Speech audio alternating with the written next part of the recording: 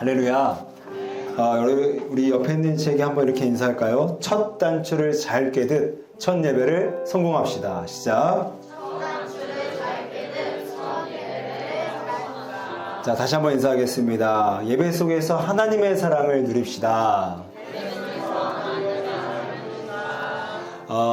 오늘 이제 첫 새해 좀 예배를 맞이해서 우리가 작년까지는 이제 영상으로 성경 공독을 했다면 제가 지난번 묵상 강의 때 얘기를 했잖아요. 묵상이라는 단어는 이 하가, 히브리 하가인데 그냥 읊는 겁니다. 그래서 특별히 이제 우리의 어떤 모든 이 오감을 활용해서 읽어보는 것으로서 말씀 공독을 좀 변화를 줬고, 여러분 한 절 한 절을 읽을 때마다 의미가 어떤 의미인지 좀 이렇게 되새기고 또박또박 천천히 읽으면서 계속해서 말씀을 내 마음으로 좀 받는 그런 좀 성경의 공독 시간이 되었으면 좋겠습니다.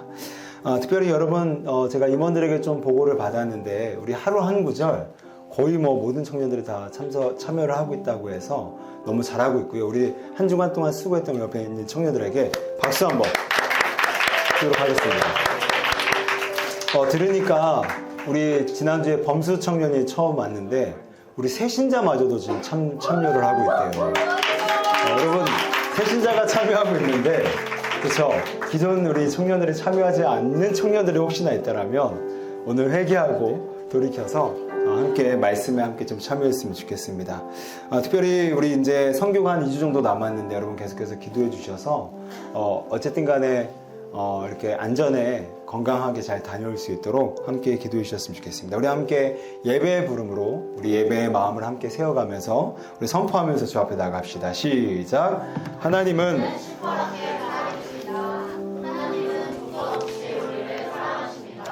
하나님은 우리에게 지금 일하십니다. 우리는 최선을 다해 예배하겠습니다. 아멘. 여러분, 우리가 매일 고민하는 것은 어디로입니다. 어디로. 우리의 생각이 어디로 향해야 될지, 우리 인생의 방향성이 어디에 두어야 될지, 또 결정과 선택도 마찬가지죠. 뭐 짬뽕을 먹냐 짜장을 먹냐, 또 어디 회사로 가야 될지, 어디 대학에 가야 될지, 어디 병원에 찾아야 될지, 우리는 항상 어디를 고민해요. 여러분, 왜 어디를 계속해서 고민할까요? 어떤 곳을 선택하느냐가 우리의 인생을 결정하기 때문인 거죠. 여러분, 성경은요, 우리가 선택할 어디로는 바로 예수님과 함께하는 곳이 되어야 한다고 말씀을 합니다. 왜죠? 여러분, 예수님은 인간이 아니에요. 물론 인간이긴 하지만 예수님은 동시에 신적인 존재입니다. 그래서 유한한 인간은 무한한 예수님의 신적 존재 안에서 살 때만 진정한 만족과 체험을 경험할 수가 있습니다. 그러니 우리가 선택할 이 어디로가 예수님과 함께 할 수 있는 곳이라면 여러분, 그 인생이야말로 진짜 큰 복을 누리지 않겠습니까? 그래서 오늘은 이 본문의 말씀을 통해서 예수님과 함께 할 수 있는 어디로가 어떤 곳인지 함께 좀 두 곳을 살펴보면서 오늘 우리 모든 청년들이 이제는 내 삶의 방향의 어디로, 내 생각의 방향의 어디로, 또한 내 모든 실체적인 어디로가 다 예수님이 계신 곳으로 그런 결과맺는 우리 청년들 되기를 주의 이름으로 축복합니다. 자, 우리 첫 번째 어디로는 베드로의 어디로예요. 베드로의 어디로. 자, 우리 36절 말씀을 한번 볼까요? 시몬 베드로가 이르되 주여 어디로 가시나이까? 베드로는 예수님께 뭐라고 묻죠? 주님, 어디로 가고 계세요? 라고 묻고 있어요. 그러자 예수님은 뭐라고 대답을 하죠? 내가 가는 곳에 네가 지금은 따라올 수 없으나 후에는 따라오리라. 이렇게 말씀을 하십니다. 왜 예수님은 베드로를 향해서 너는 내가 있는 곳에 지금은 따라올 수 없어. 내가 있는 어디로에 너는 지금 이곳에 올 수 없어. 후에는 오게 될 거지만 왜 이렇게 얘기를 했을까요? 예수님의 어디로와 베드로의 어디로가 다른 곳이기 때문입니다. 지금 베드로가 서 있는 어디로와 지금 현재 예수님이 서 계신 어디로가 같은 곳이 아니라 다른 곳이기 때문에 예수님은 묻고 있는 베드로를 향해서 너는 내가 있는 그 어디로에 올 수 없다라고 말씀을 하시는 거예요.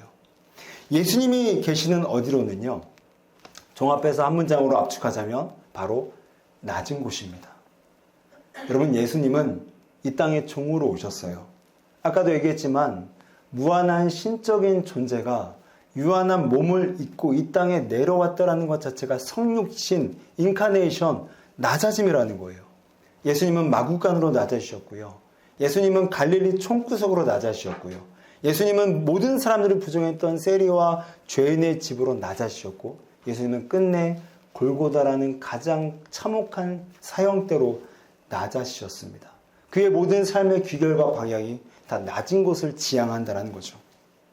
반면에 베드로의 어디로는 높은 곳이었습니다. 여러분, 베드로가 예수님을 따랐던 가장 원초적인 목적은요, 정치적인 목적이었어요. 여러분, 베드로를 우습게 보시면 안 됩니다. 베드로는요, 그 당시에 열심당이라는 독립투사 단체의 수장격에 있는 사람이었어요. 그래서 항상 로마로부터 유대의 독립을 꿈꾸던 자였습니다. 비록 직업은 어부였지만. 그러다 보니까 예수님이라는 굉장히 희귀한 인물이 나타났을 때, 저 사람의 권위와 능력을 통해서 로마로부터의 이 압제로부터 해방을 가져올 것이고, 저 사람이 왕이 된다라면 나는 저 사람의 왕 밑에서 내 자리, 내 권력을 차지하겠다라는 그 높은 권력을 향한 지향하는 삶의 경향성이 베드로의 삶의 고백이자 방향이었다는 거예요.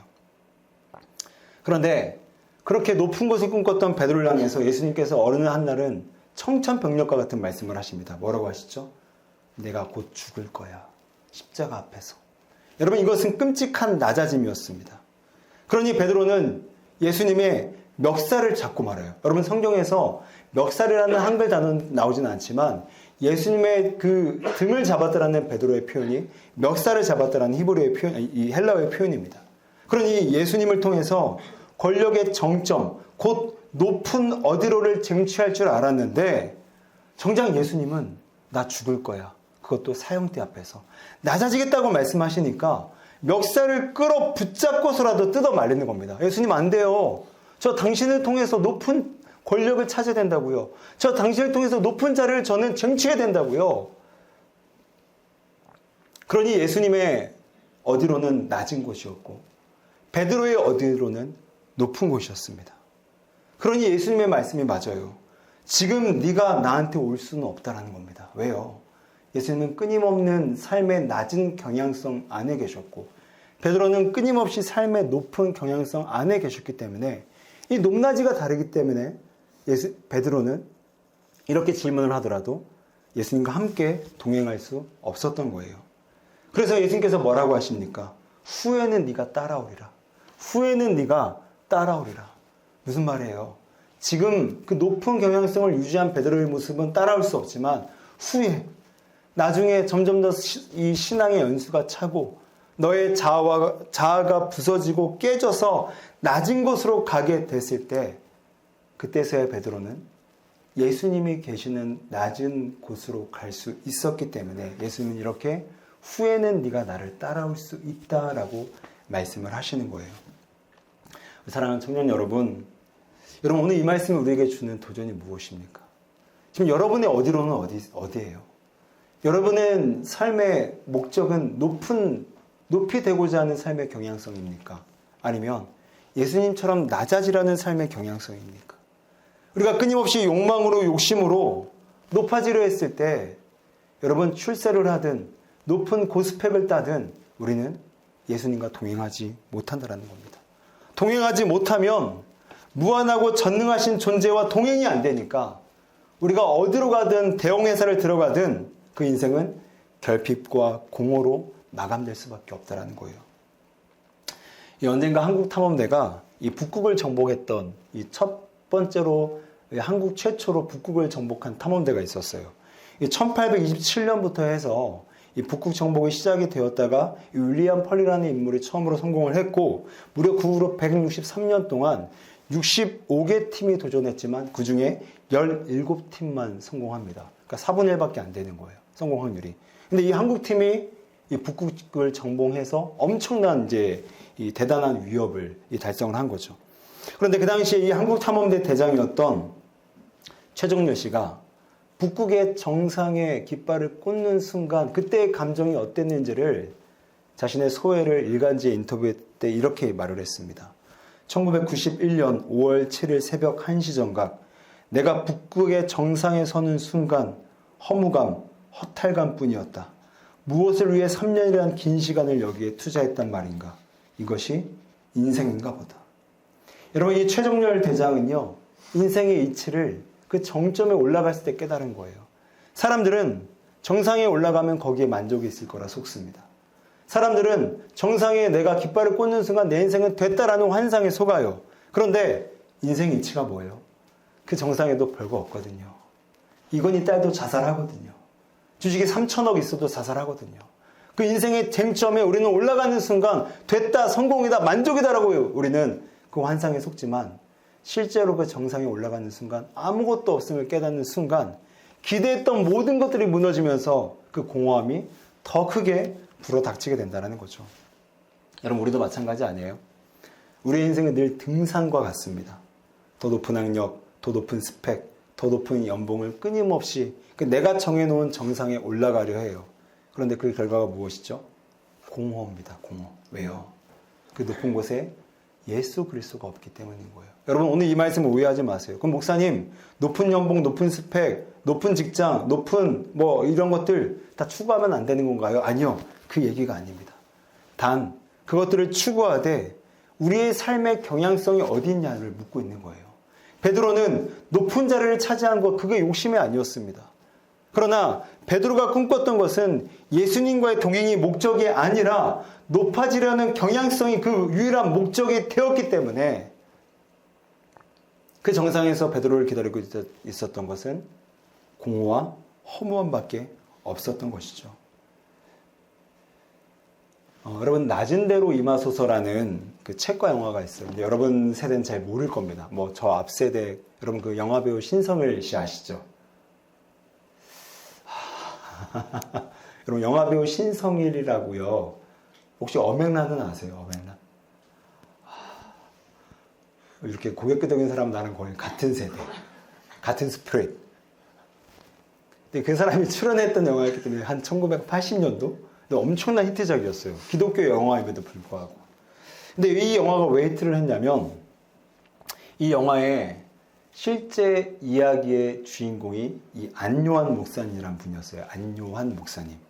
근데 이 안요한 목사님은요, 이 시골교회 가난한 목사의 아들로 태어납니다.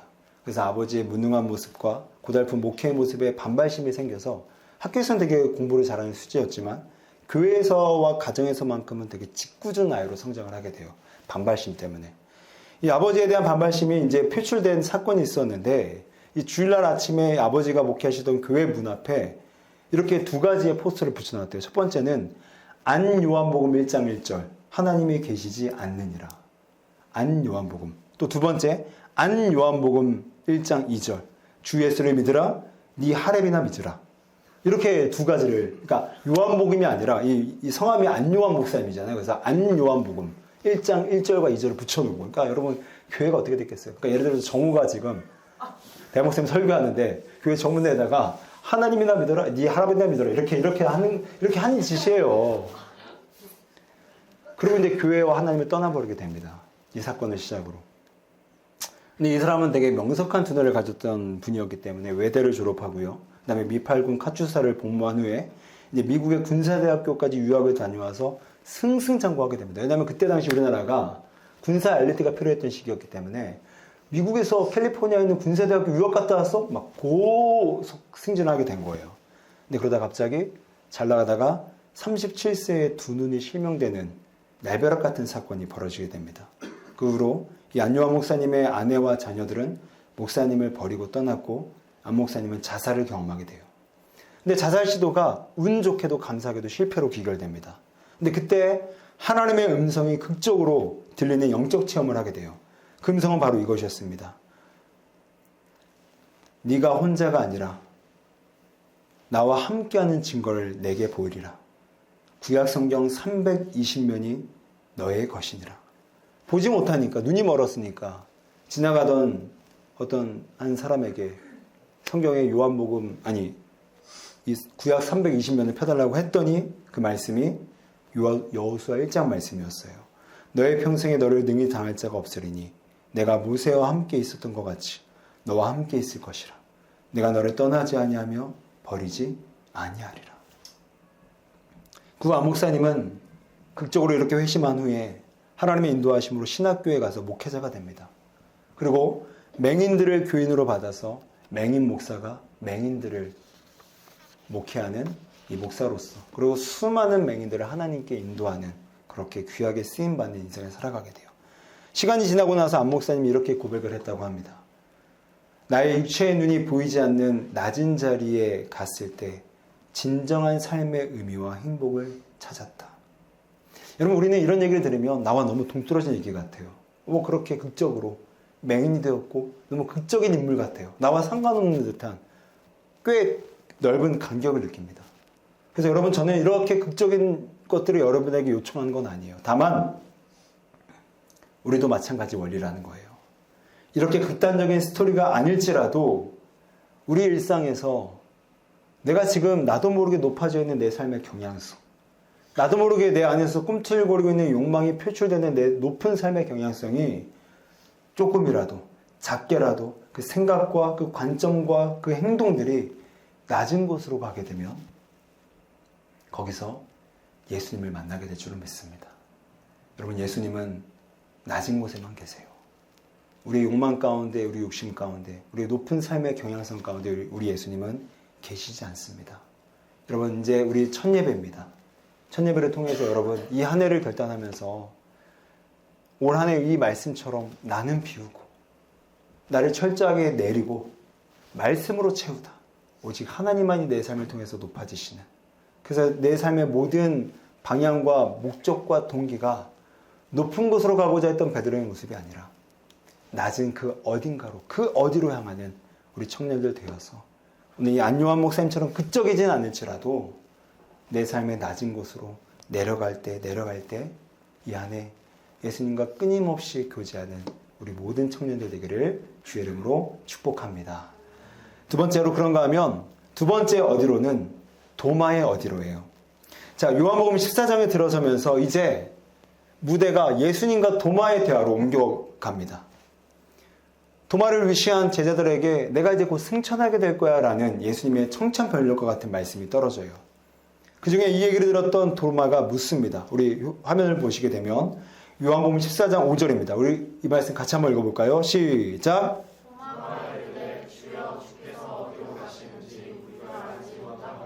그 길을 어찌 알겠사옵나이까? 도마가 이르되 주여, 주께서 어디로 가시는지 그 길을 어찌 알겠사옵나이까? 무슨 말이죠? 여러분, 도마는 합리적인 사람이에요. 이성적인 사람이에요. 그래서 내게 손과 발에 있는 그 못자국을 보여주지 않으면 나는 믿지 않겠습니다. 그의 지금 그의 어떤 그 기질이 똑같이 발휘되는 겁니다. 어떻게 해요? 주님이 가신다는 그 길을 내가 확실히 알지 않으면 나는 따라가지 않겠습니다. 이 말인 거예요. 오늘 이 모습을, 이 도마의 모습을 우리에게 적용하면 어떻게 되죠? 내가 대학을 어디로 가야 할지 분명히 알려주세요. 내가 이 직장을 계속 다녀야 될지, 아니면 이직해서 다음 직장으로 점프해야 될지 분명히 알려주세요. 내가 여기에 땅을 사야 될지, 아니면 저기 강남에 땅을 사야 될지 분명히 알려주세요. 내가 주식에 손댔는데 테슬라를 사야 될지 엔비디아를 살지 알려주세요. 그럼 뭐 사야 돼요? 테슬라요, 엔비디아요? 엔비디아. 난 테슬라, but 엔비디아. 여러분 판단이겠지만 이런 거가 똑같은 거라는 거예요. 하나님, 저는 주님을 따르려면 저에게 분명하게 알려주셔야 돼요. 그러면 저는 한 발짝도 주님 안 따라갈 겁니다라는 게 지금 도마의 태도예요. 이 질문을 받은 예수님께서 뭐라고 대답하시죠? 우리 14장 6절입니다. 예수께서 이르시되 내가 곧 길이요 진리요 생명이다. 예수님, 테슬라요 엔비디아요? 예수님, 부동산 사야 되는데 강북이에요 강남이에요? 이 질문에 예수님은 그래 도마야, 이 길이야. 아니야 도마야, 저 길이야. 이렇게 말씀하지 않고 어떻게 말씀하시죠? 내가 길이야 라고 말씀을 하세요. 무슨 말이에요? 도마는 어디로 가야 되는지 그 환경에 대한 궁금점을 물어봤지만 예수님은 어디로가 중요한 것이 아니라 그 어디든지에서 누구와 함께 하느냐가 더 내 인생의 관건이라는 겁니다.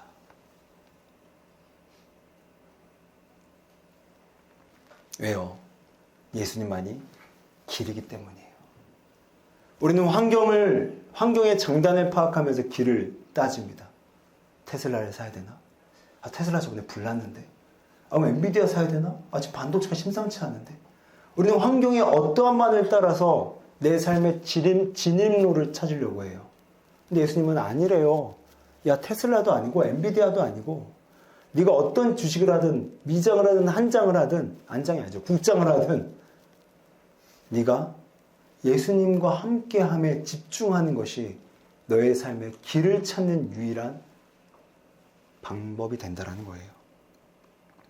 좋은 대우가 있는 직장, 좋은 스펙을 쌓을 수 있는 학교, 부동산 가격이 상승하는 어디 지역이 우리 인생의 길을 찾는 기준이 아니라 어떤 환경에 있든 어떤 직장에 있든 어느 학교를 들어갔든 그곳에서 그 어디에서 예수님과 함께하는 집중하는 사람이 인생의 길을 찾는다는 거예요. 여러분 예전에 사진하면요 코닥이었습니다. 코닥. 제가 어릴 때만 하더라도요 이 코닥 모든 집이 다 코닥이었어요. 사진기 빌려와도 코닥, 어린이대공원에 가도 코닥, 과천 서울대공원에 가도 다 코닥이에요. 다 코닥. 근데 디카가 나오면서 코닥이 어떻게 됐습니까? 부도가 났어요. 여러분 이처럼 환경으로 내 삶의 길을 찾는 사람은 환경의 한계에 다다르게 됩니다. 그러니 어떤 직장, 어떤 학교, 어떤 지역을 선택하느냐가 중요한 게 아니라 그것이 어떤 길이든 어떤 직장이든 어떤 학교든 간에 그곳에서 그 어디에서 나는 예수님과 동행하고 있는가? 나는 예수님께 몰입하고 있는가? 이 주제의 말씀처럼 나는 그 말씀의 체험을 받고 있는가? 이게 더 중요하다라는 거예요. 이랜드의 회장인 이 박성수 회장은 이 대학생 때부터 기업가가 되는 게 꿈이었다고 합니다. 그래서 사랑의 교회 고 오카는 목사님의 지도를 받으면서 기업가의 꿈을 키워나갔어요. 그런데 갑자기 대학생 때 근육무력증이라는 병이 발병하게 됩니다. 그 후로부터 무려 2년 6개월 동안은 병원 침대에 꼼짝없이 누웠게 돼요. 그럼 인생이 부도난 겁니다. 마치 코닥이 부도난 것처럼.